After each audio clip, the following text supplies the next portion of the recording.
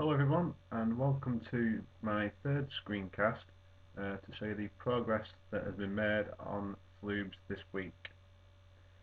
Okay, um, not a lot to report actually. The primary focus this week has been on getting the button tile working, in which Matt has put a lot of work into, and we're quite pleased with the way that's turned out. Earlier in the week, I concentrated on getting the build panel um, completed of a fashion, um, and this is going to enable us to test the 4 different build types that are going to be in the final game. So far, we've really implemented the fan tile, so I can show you that working in a second, but you'll be able to get a feeling for how the user interface is going to work when the game is finished. So I'll go ahead and demonstrate those 2 things for you. I'll just mention Chi quickly. Chi's been working on the explode functionality. You may remember from last week, I showed you that when you explode a particular floob, then the other floobs around that will um, explode with it. In fact, I can't remember whether I showed you that, whether it was just the one exploded and none of them around it exploded. So maybe I'll show you that as well. But she's been having a bit of complications this week in trying to get tiles to explode that are in close vicinity to the flube that blows up.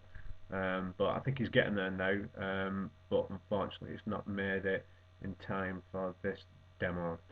So okay, let's go ahead. First off, I'll show you the progress of the button. So let's put on a fan. There we go. Play. Right. So just to explain what's going on here.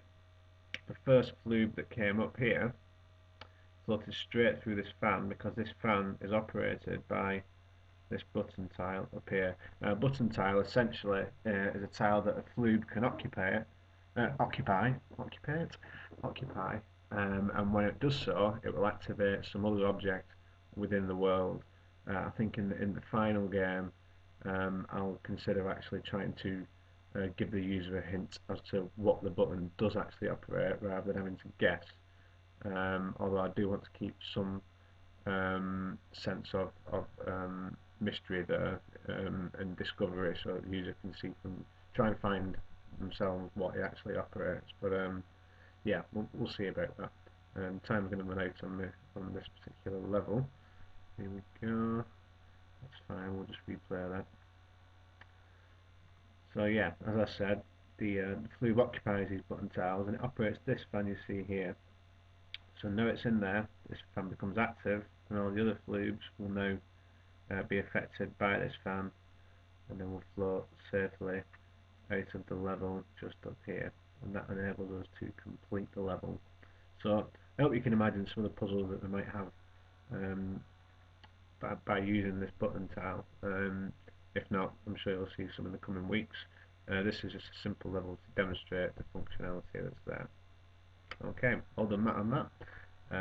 We'll just come out of this level now, and I'll just pick a different one which I can use to just quickly demonstrate the fan building of the fan, should I say. It's one multi-explode test.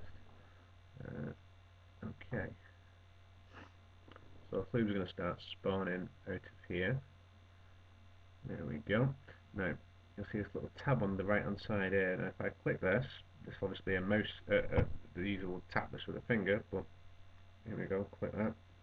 You can see the different build options, and the only one we've got available at the moment is the fan tile down here. So if I click and drag this, I get a target reticule which fixes on to editable tiles. So if I place one here, I get prompted which direction I want the fan to face. So we'll go down, and there you can see it's created a fan. Now this fan isn't on yet because the default in an off state. If I just tap the fan, see I've turned it on, and that affects the flube, and they'll go down here. Quite nice, I'm sure you'll agree. Very happy with that. Okay, so I've just had a short break there as my 5 minute limit on Jing expired, which is quite frustrating. Jing, by the way, is the software I'm using to perform this video capture, and it's very good in everything except that it limits captures to 5 minutes. So if anybody knows of something I can do about that, that would be fantastic. I've actually paid for this software, which I'm not ashamed to say. I normally would look for free alternatives, but this is it's quite nifty stuff. If anybody knows a way of extending this 5 minute limit on Jing, that would be fantastic. Um, okay, so I've realised that I've actually already told you about the explode functionality. This was last week, so I don't need to show you that again.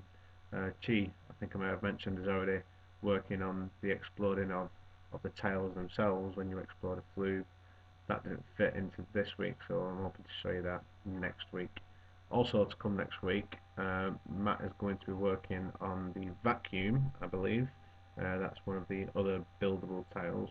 I'll be making a start on some of the other objects, and we're hoping to get a move on with this now. I mean, I'm very happy with the progress so far, but now that the heads-up display is finished functionally, it gives me time to really get down and dirty with the other guys. Hang on, that sounds really bad. uh, what I'm trying to say is it allows me to get more involved with the development of the other world objects. So yeah, hoping to see a lot of progress on that over the next